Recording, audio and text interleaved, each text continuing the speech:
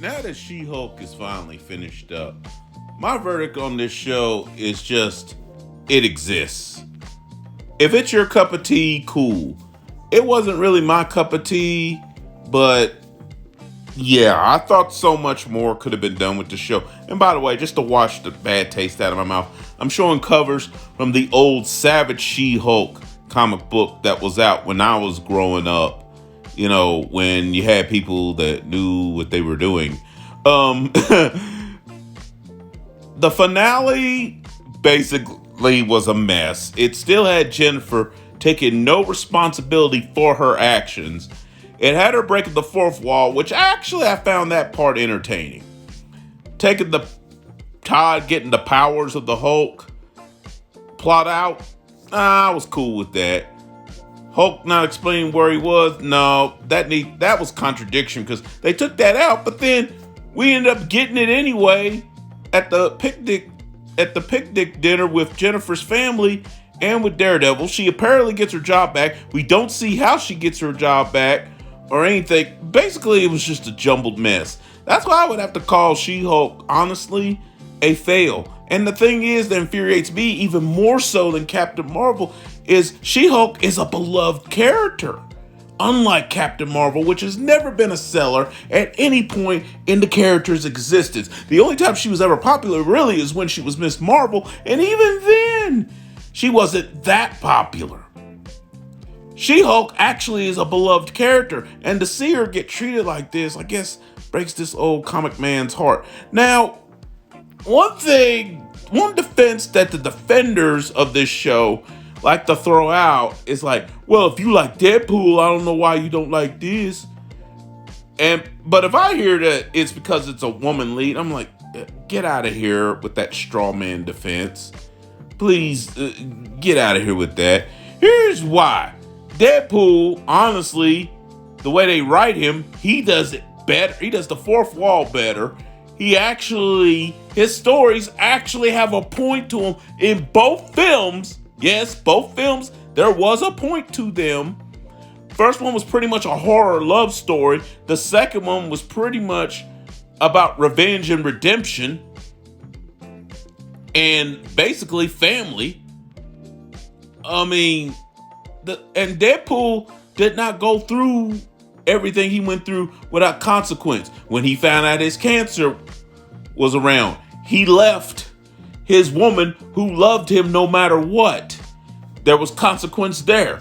There was also consequence when he joined that shadow group, not knowing who they were or doing any research who were, which turned him into what we know now. There was consequence there. In Deadpool 2, the consequence of the life he chose to lead led to the death of his woman. And also, his choice to take action when trying to calm down that one mutant kid led to him getting put in jail. But it also led to him having an epiphany about things. Consequence there.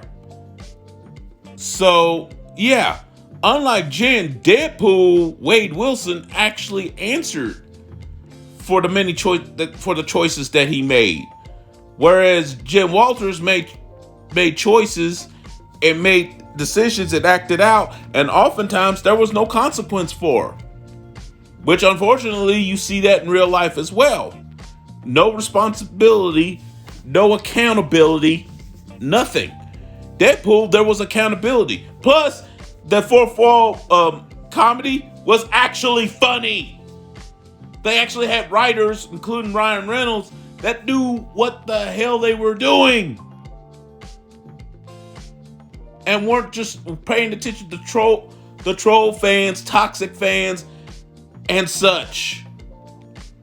Maybe if they would have focused on the fans who really wanted She-Hulk to be good, maybe if they would have listened to them, maybe they wouldn't have had such a bad. I'm not going to say it would have been a great show, but maybe it wouldn't have been so bad. And for those who say, well, that's how she was in the comics, sensational She-Hulk, yes.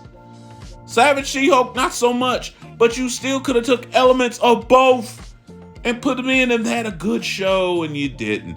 Basically, I would say as a whole, with the exception of episode 8 with Jennifer Walters and Matt Murdock meeting, of course, She-Hulk and Daredevil. With the exception of episode 8, I would say skip this whole series.